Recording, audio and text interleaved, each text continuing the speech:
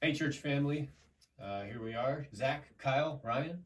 We're glad to have this video. As it's a way that we can communicate with you, and it's something we like to take advantage of occasionally to be able to share information with you.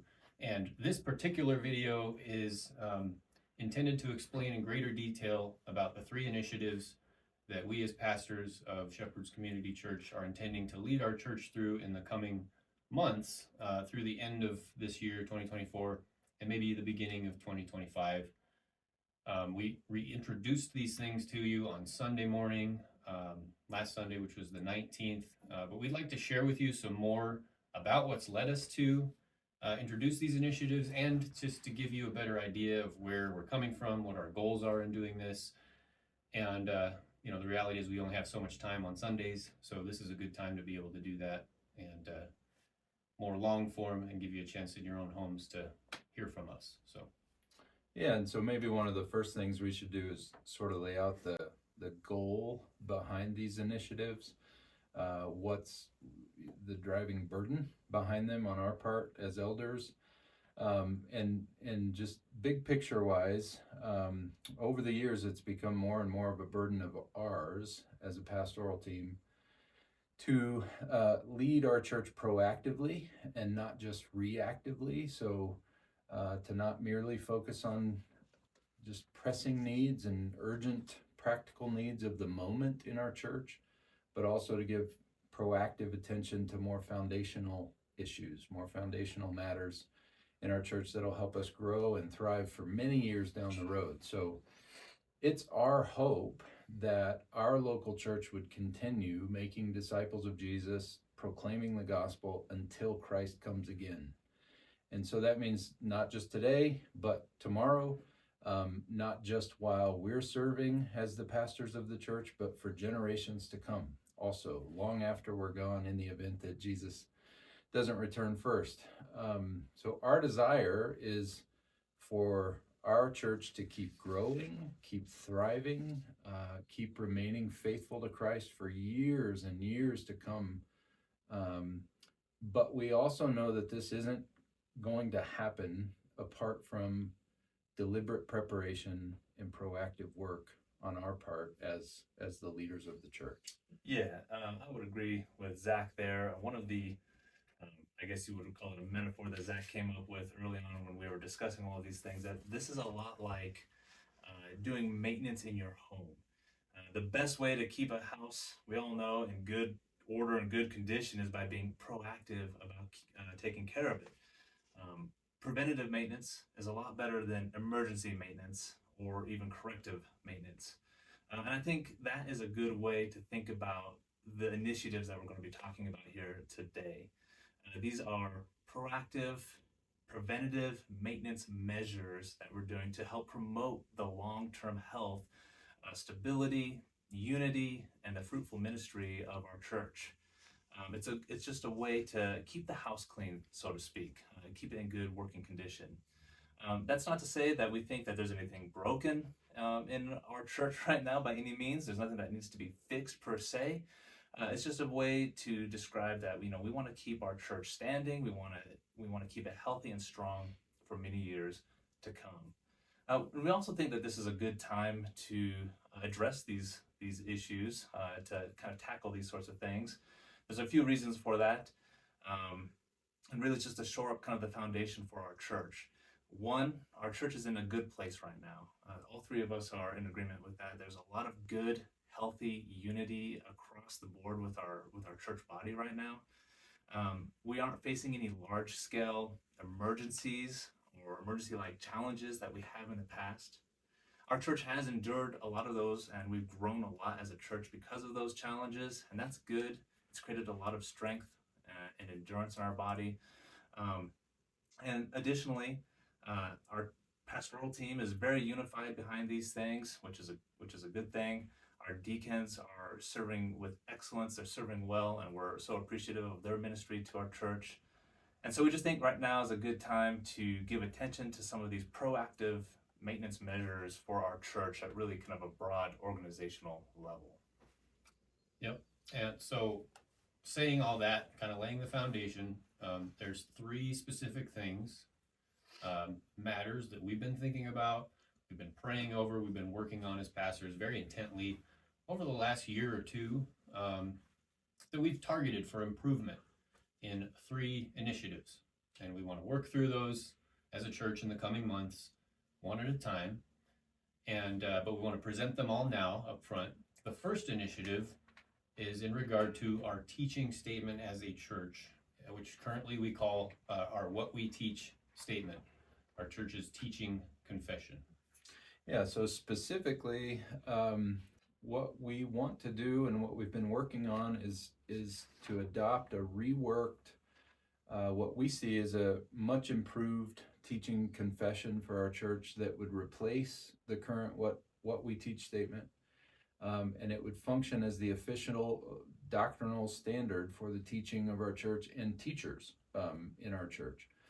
So the new statement that we're wanting to adopt is one that's really based, it's not new at all. It's based on an older Reformed confession of faith from the 17th century called the Second London Baptist Confession of Faith. So sometimes you'll hear people refer to it as the 1689 confession. 1689 was essentially when it was adopted by a group of churches. And essentially the new statement would be a revision of the Second London Confession.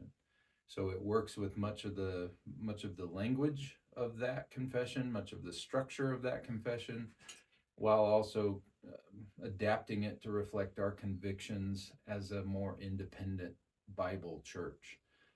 Yeah, and the reason for this is not that we believe that our church is in some fundamental error regarding our doctrine. And that's very important to say, or that we're wanting to teach any sort of different doctrines. That's not the case at all. Instead, we believe that our teaching statement is essentially sound, but it is a little idiosyncratic at points, and we've found it to actually be lacking clarity in some very important areas that we'd like to improve. And so we also believe that our doctrinal commitments as a church can be more carefully and more skillfully and more richly articulated with the use of historic, creedal, and confessional theological formulations that have seen much wider subscription throughout the universal church than our current doctrinal statement has. And so the Second London Confession of Faith has a much longer history and wider use than our current teaching statement, and it's directly connected to the Reformed tradition of the past, which we see as a very good thing.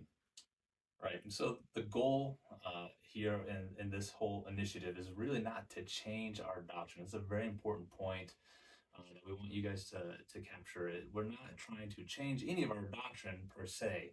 What we're trying to do is communicate it in a better way and as a way to pass it on to future generations more clearly and better stated. We are going to send this statement out to the whole church, so everybody will be free to read it and go through it, review it yourself. And in that draft that we're going to send out, there is a very helpful introductory section there that more fully explains kind of the logic behind this entire initiative. And then in July, most likely, Lord willing, we're going to hold an all-church Q&A time, likely during the ABF hour or Sunday school hour, which we will record that as well, so that anyone that isn't able to make it, they can watch that, and that will help explain further our statement. And we will give you the opportunity to ask us as many questions that you have about it, and what are the reasons that we see this statement as an improvement. Yeah, so in terms of a timeline, our plan is to give the church 3 months. So we're thinking June, July, and August, 3 full months, to review the statement and to ask questions about it. And then, Lord willing, our hope is to officially adopt it as our new teaching confession in the fall. So early September would be our goal. So we really sincerely want you all to look over it for yourselves. We want you to comb through it carefully, engage with us about it. You don't have to wait for that all church Q&A time to talk to us about your thoughts and your questions and your concerns and all of that. You can do that privately, or you can wait if you want to for that all church Q&A in July. So that's initiative number one. That's the first and truly is the most important initiative of these three that we want to lead our church through in the coming months, which we're going to officially roll out within the next week or two. So you'll get this in your hands in the next week or two, so you can start looking at it. So that's the first initiative. The second one is still important, but admittedly, it's not going to be as interesting. It's going to be much less interesting to people, probably. So, Kyle, what's the second initiative? All right, so the second initiative is just to clean up our bylaws as a church. The purpose of our bylaws is mainly just laying out the official processes that we follow as a church body. We're required by law to do this, to express our processes in writing, so that's one reason we have them. But more than that, our bylaws just make it clear to people, both our members and leadership, or people who maybe are interested in becoming members of our church, how we operate as a church. So the bylaws cover things like what our doctrinal commitments are, how we appoint and remove leaders, what are the requirements for membership, things like that. How do we make decisions as a church, how we handle our finances, all that kind of stuff. So it's important that we have bylaws for various reasons, but one of the main reasons is also then to hold our church and its leaders accountable to the way that we operate, and to encourage us to operate according to sound biblical principles that have been laid out in the past, and not merely, just by the impulses and opinions of our leaders. Yeah, so we do think that there are some ways in which our bylaws can be improved, and we've been working on that some over, I don't know, the past several months, maybe a year, that we're going to be introducing later this year after we get through the discussion about the teaching confession. And the most important or most significant, I guess, improvements that we'd like to make to the bylaws are a handful. One is we want to have a revised membership confession of faith, a membership doctrinal statement that borrows from this new teaching statement that we're hopefully going to adopt.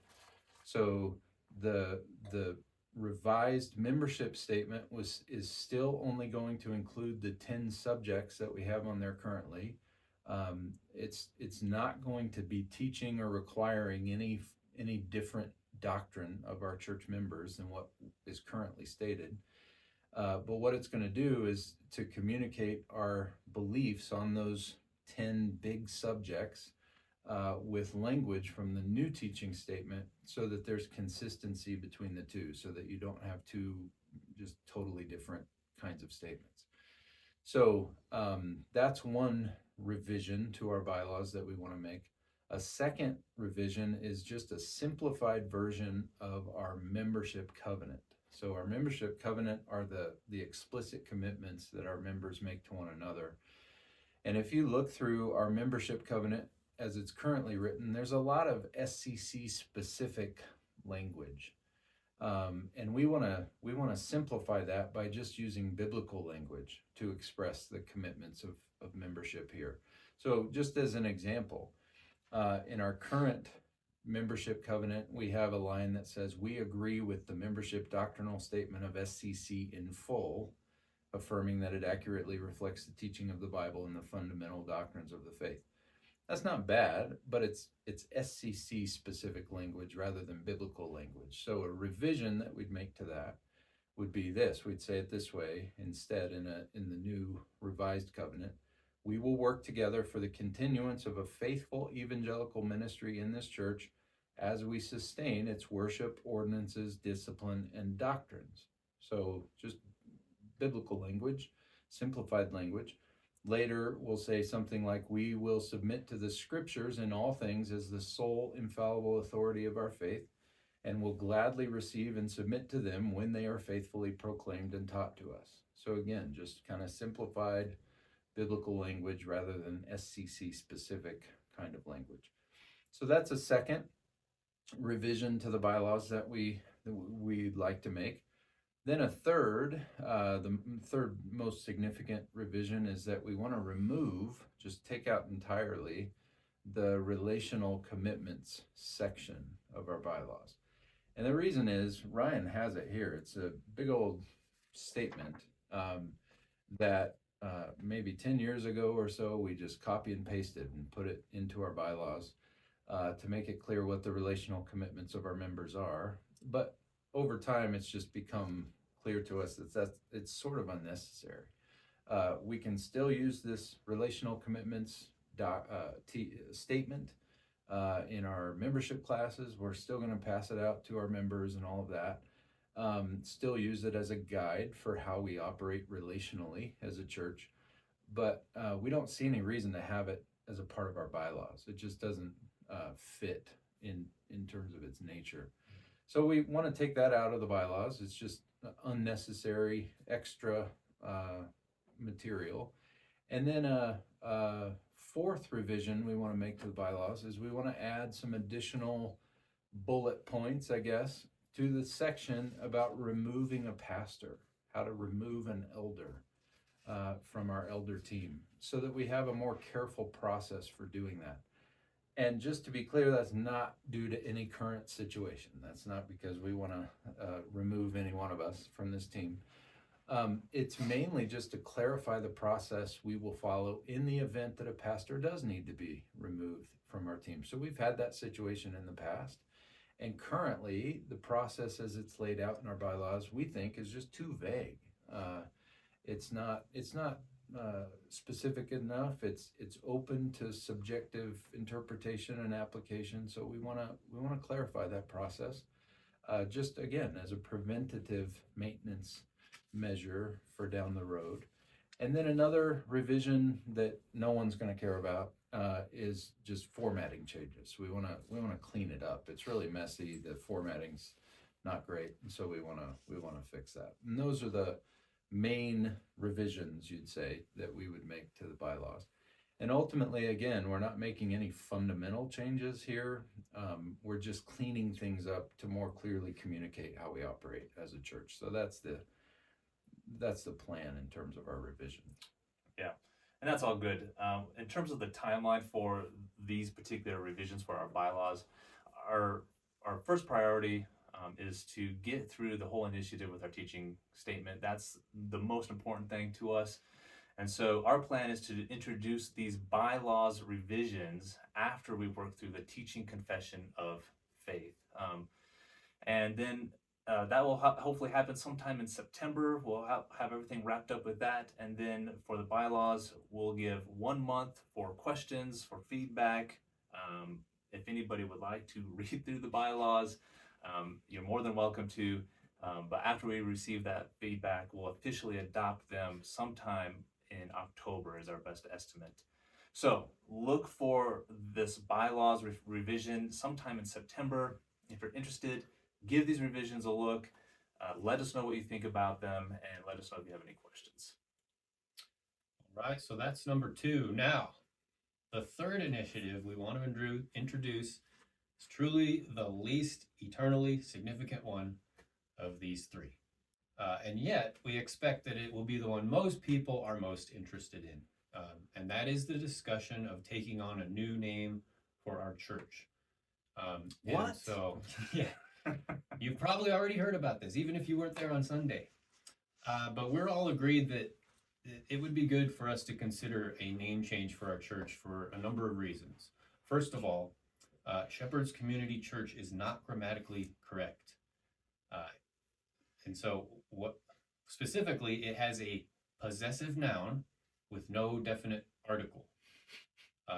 And that's a grammatical problem. So that's not it's not like a major issue. It's just one that has really bothered us for a very long time, that our church does not have a grammatically correct name. So that's the first reason. We've actually been asked by people why our church name is not grammatically correct. So it's out there. So that's the first reason. It's not the only reason. Second, Shepherd's Community Church sounds a lot like other nearby local churches that we wouldn't necessarily want to be confused with, and that has also happened. So there's some examples. There's a Shepherd of the Hills Lutheran Church in Gun Barrel, Shepherd of Love Fellowship in Broomfield, Good Shepherd Catholic Church of Denver, etc. And even more interestingly, our name is identical with a church online that is Pentecostal and charismatic. So if you were to look up Shepherd's Community Church on YouTube, you'd see exactly what we're talking about in that area as well. So that's the second reason. The third reason, we also think that calling our church a community church is not super accurate, and that calling this church a Bible church would be much more consistent with who we are as a church. So there's your third reason. Number 4, Shepherd's Community Church sounds a bit dated, at least in our opinion, and that of others too. And despite it being, a good name, it's deep, it's rooted in biblical imagery. The Lord is our shepherd, but at the same time, it doesn't effectively communicate the vibrancy of our church to outsiders. And I think that's important. Yeah, and that's our opinion. Obviously, that's a bit subjective, but those are some of the reasons we want to explore a church name change. In terms of goals for a new church name, we think it's important to communicate that as well. So if we were to change our name, if we were to actually go down this path and end up with a new church name, we think that we should seek a name that meets several qualifications. So we don't just want to leave this to pure subjectivity, but we want to have some concrete qualifications for a church name. So a few of those would be, number 1, just something that's grammatically correct, if possible. Number 2, a name that's maybe more timeless in nature. So we don't want to be super trendy or anything like that. We also don't want to be dated. We also don't want to sound stuffy and those kind of things. So something that's more timeless, that will last and stand the test of time. Third, another qualification would be, as Kyle mentioned, to identify us as a Bible church rather than a community church. That seems to be more accurate.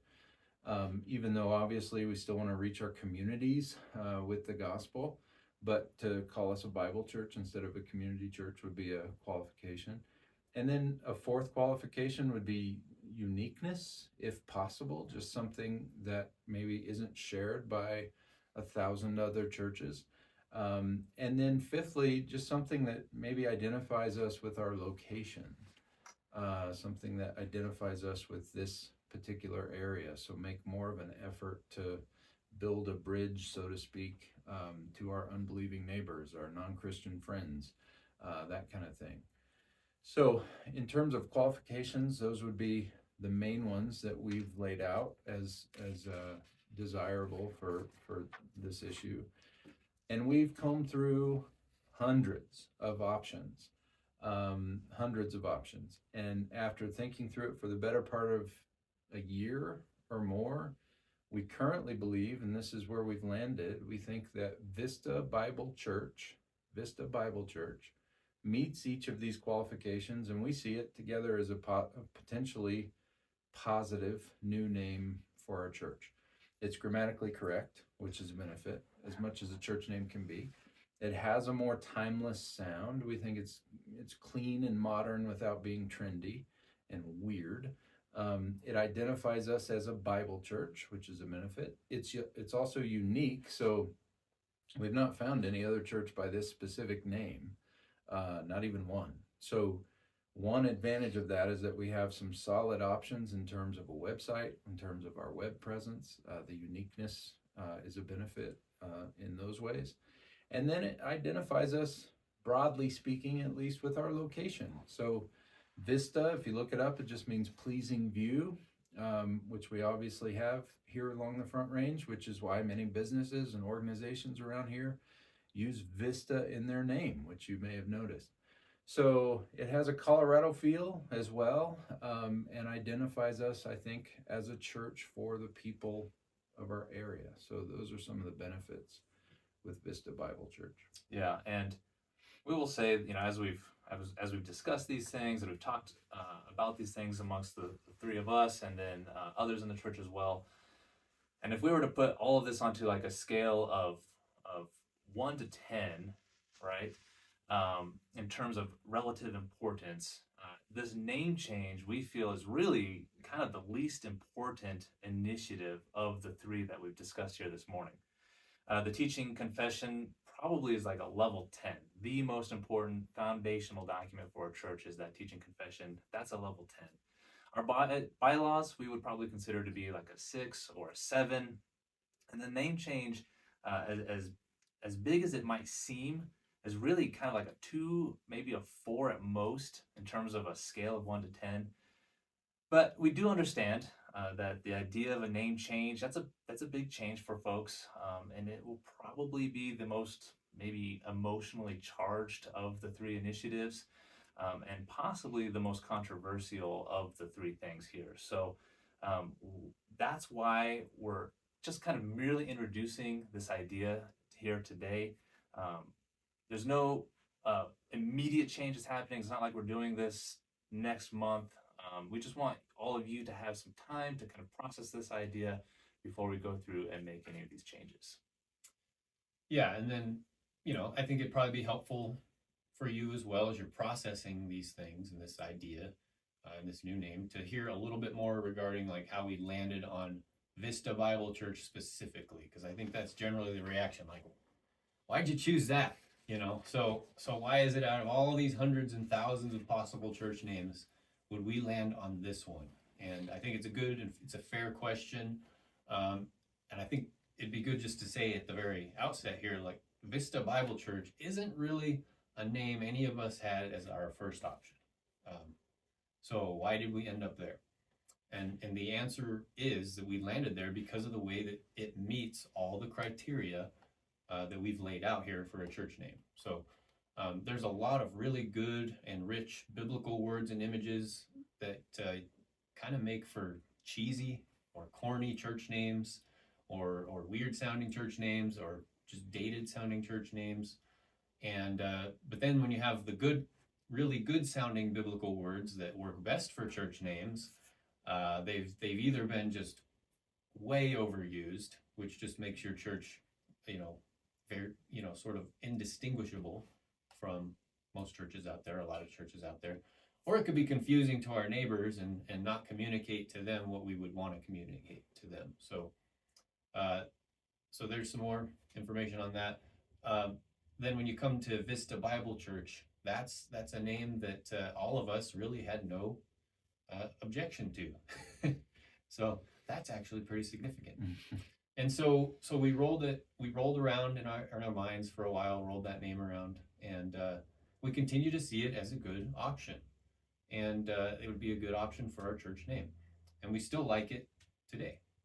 And so it's not something that we've come to lightly, or hastily, or without due consideration. We want to make sure that you understand that this has been quite a process, and we've been tried to be fairly objective in putting out these criteria and identifying a name that meets them.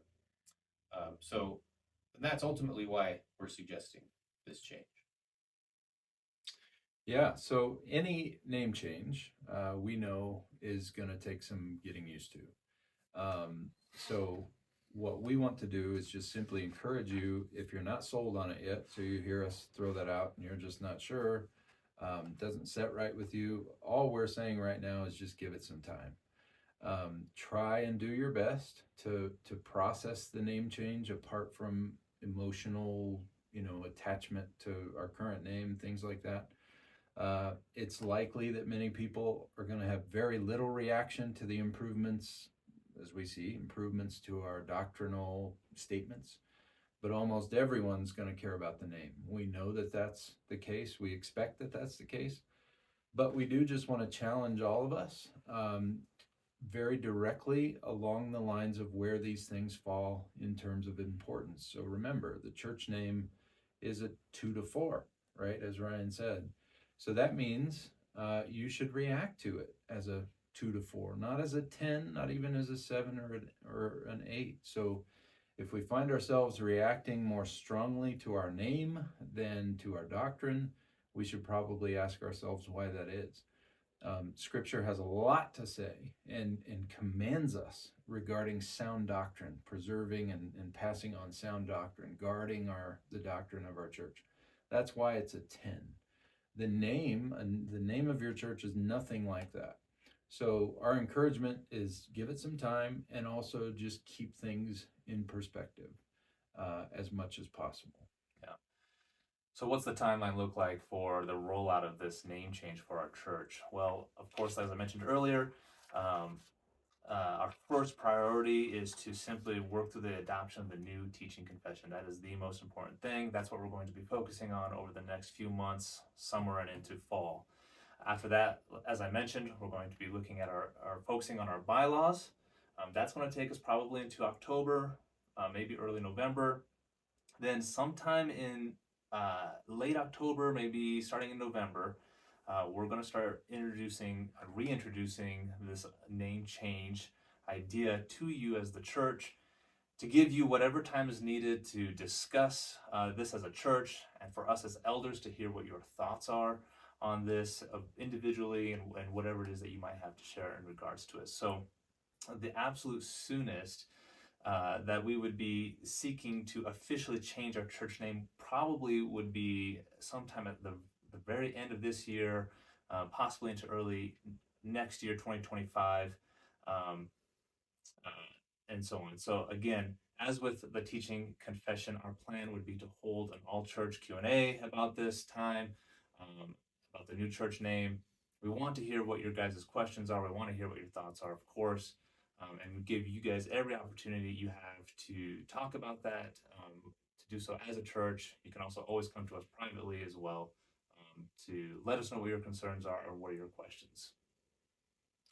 Yeah, so let's wrap this up, sort of summarize things here, and want to reiterate our purpose in introducing all these things, all these initiatives to you at once here in this video and then last Sunday, is first of all to be as open with everyone, with all of you as we can as your pastors, and to be as intentional as we can to involve you all in these initiatives, since they do very much affect all of us. And we want to be as honest and open as we can with you about these things, because you deserve that from us as your pastors, and we want to promote the unity of our body as we work through these things, and because that's what the Lord deserves from us as his people. So we're not going to be like ramming, forcing, shoving these things through. We're going to work through these things as carefully as we can, as much as possible as a body together. We also want to share these things with you all at one time, because we don't want to create an environment in our church where you come to expect that anything could change at any given time. So we want for our church to remain open to strategic improvements and changes, but we don't want everyone to think that every few months we're going to surprise you with some new major thing and disrupt our church, and that can happen at any moment. And so that would be the danger in not bringing all these things to you at once. But by doing this, we say, here's what we're going to do, and you don't need to expect or wonder if anything else is coming. So we have those specific things we want to give attention to in the coming months, after basically keeping things pretty static for several years here. And then we're going to put our heads back down for a while and just keep pressing on as a church. Yep. And so our hope, if you're wondering, okay, what do you need to do? What should your reaction be right now? What's immediately needed? Our hope in all of this, sharing all these things with you here, is that you'll just pray with us about these initiatives. Pray that God will be glorified as we discuss these things together in the coming months. Pray that these things, even that God will work through these things to unify us all the more as a local church, not harm our unity, but actually build our unity as we seek to make disciples of Christ together as a local church. Pray that God will use these things to help us in our ministry as a church. Pray that these will make us more effective as a church, more fruitful as a church, and not harm our ministry. And also to reiterate again, we also want you to know that we welcome all of your feedback. We welcome especially thoughtful feedback, regardless of what it is. So we do want to know your thoughts. We welcome your questions. We want to know what you think about these things. So while we're going to try to give ample opportunity for us to discuss these things together as a church family in these, all church Q&A settings, you're also more than welcome to talk to us privately about these things. Either way, we truly value your input as fellow members of our church. We're eager for the opportunity on our end to explain in even greater detail than we can in this video why we see these initiatives as worth our time, why they're worth our attention as far as we're concerned. So we want the opportunity to engage about those things. So please don't hesitate to talk with us about any of these things if you would want to. If you'd rather wait for the all church times, that's fine too. But either way, we want to work through these things together as much as possible. Yeah. So just to wrap this all up, bottom line is that myself, Kyle, Zach, we all love you. You are our church family. We love you. We trust you. We love and value the feedback that you guys give to us, and genuinely, the ministry that this church facilitates would not be possible without the many hours and the amount of energy that all of you put into the ministry here at this church. So thank you so much for all of that. God is doing a lot of very good things in our little local church here in Colorado. We're trusting Him to continue to produce good gospel fruit in each of our lives and each of your lives. And we're grateful to be able to continue our faith journey with all of you and to continue to grow up together in Christ with all of you. So let us know what your thoughts and your questions are. Thank you so much. God bless.